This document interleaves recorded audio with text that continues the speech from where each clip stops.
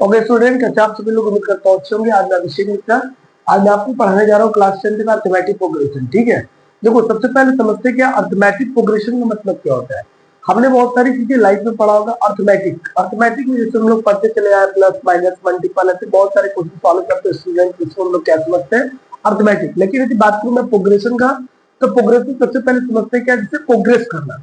अब प्रोग्रेस करना क्या होता है, जैसे बढ़ना, एक एक कदम बढ़ते हैं। जैसे हम लोग देखो, एक कदम बढ़ेंगे, दो कदम बढ़ेंगे, तीन कदम बढ़ेंगे, तो ये क्या होता है, जो लोग कदम बढ़ रहे हैं इसको हम लोग क्या बोलते हैं, प्रोग्रेशन बोलते हैं। ठीक है, जैसे कह रहा प्रोग्रेशन।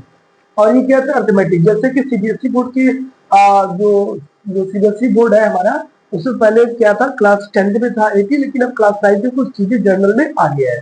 ठीक है, तो आज हम लोग पढ़ेंगे अर्थमेटिक प्रोग्रेशन, जिसका नाम होता है शॉर्टकट में क्या पढ़ते हैं हम लोग, एपी पढ़ते हैं स्टूडेंट। क्या पढ़ते हैं, एपी। ठीक है, अर्थमेटिक प्रोग्रेशन। प्रोग्रेशन का मतलब समझ रहे हो कि नहीं, देखो नहीं समझ पा रहे हो, समझो। अर्थमेटिक प्रोग्रेशन का मतलब सीधे सीधे बात करूंगा मैं, प्रोग्रेशन का मतलब होता है बढ़ना। जैसे एक कदम, दो कदम, तीन कदम, ये क्या कर रहे हो, प्रोग्रेस कर रहे हो, यानी अपने आप को इंक्रीज कर रहे हो। ठीक है, जैसे समझो स्टूडेंट, मैं आपको बताना कैसे चाह रहा हूँ। Okay, now we understand. सबसे पहले हम लोग क्या पढ़ेंगे, general general form of the AP.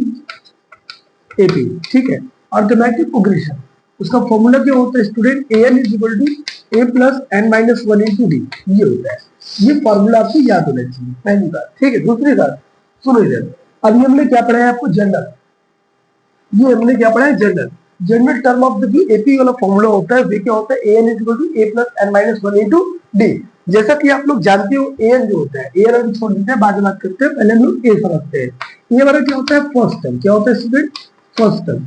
First terms of the AP, first term of the AP. AP का जो सबसे पहला टर्म्स होगा, एपी का जो सबसे पहला टर्म्स होगा, और इसको पढ़ते हैं ए1, और इसको ए2 क्या पढ़ते हैं, ए2 पढ़ते हैं second second terms, second terms of the AP, of the AP.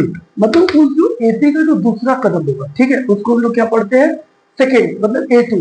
A3 क्या होता है, सेम चीज। सेम चीज स्टूडेंट क्या लिखेंगे, ए3 इज इक्वल टू लिखेंगे क्या, third third terms, third terms of the AP, of the AP. AP का जो तीसरा टर्म्स होगा उसको क्या पढ़ते हैं स्टूडेंट, ए एन, ए3। जैसे कि हम जानते हैं क्या, A1, A2, A3, A4, comma ए5, ये मैंने क्या बोला, ए1। ए1 का मतलब क्या होता है, फर्स्ट टर्म। ए2 मतलब क्या होता है, सेकेंड टर्म। ए3 का मतलब क्या होता है, थर्ड टर्म, फोर्थ। ऐसे स्टूडेंट कई सारे टर्म्स होते हैं। तो सिंपल सी बात है, एंड सवाल पे जाएंगे आप, एक कौन सा टर्म्स होता है, एन। एन का मतलब क्या होता है, लास्ट टर्म। ठीक है, उस एपी का सबसे ज्यादा लास्ट टर्म में क्या होता है।